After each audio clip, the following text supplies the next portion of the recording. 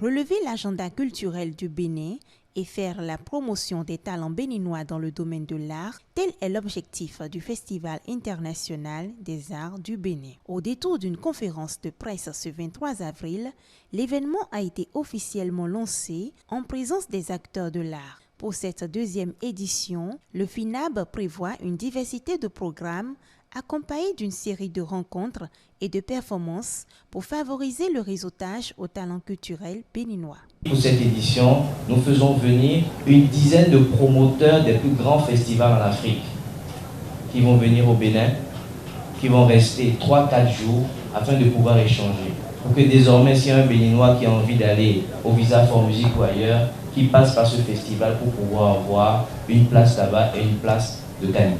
Cette année, comme l'année dernière, nous aurons droit à des rencontres intellectuelles, des conférences, des talk-shows, des masterclass, des panels.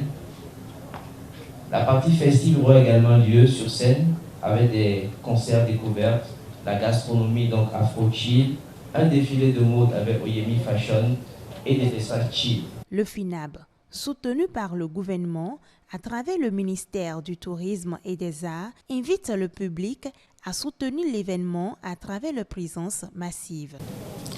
Je voudrais aussi exhorter le public, notamment les passionnés d'art et de la culture, à se déplacer pour savourer les prestations artistiques. Je pense que si le public m'écoute, nous sommes ici sur l'esplanade de l'Amazone, que les gens fassent des tours tous les soirs, ils ne seront pas déçus. Je voudrais enfin exhorter les artistes et les acteurs culturels à prendre une part active aux masterclass et aux différentes formations qui se dérouleront dans le cadre du FINAB. À l'issue de ce lancement, les participants confirment bien que ce festival va contribuer à la promotion des talents culturels béninois.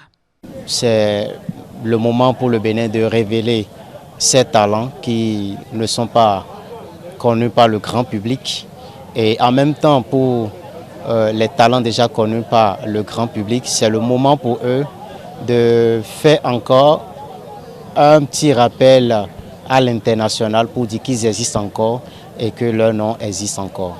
Donc ce n'est pas seulement un festival où on vient chanter, on vient danser, mais ça touche pratiquement tous les secteurs. Quand on parle de l'art, parce qu'il y a le cinéma, il y a la musique, il y a le théâtre, il y a beaucoup d'autres choses. Même ce que nous mangeons, ça parle également de ça. Parce que quand vous êtes ici, vous voyez déjà des stands, vous voyez des gens qui sont venus d'un peu partout.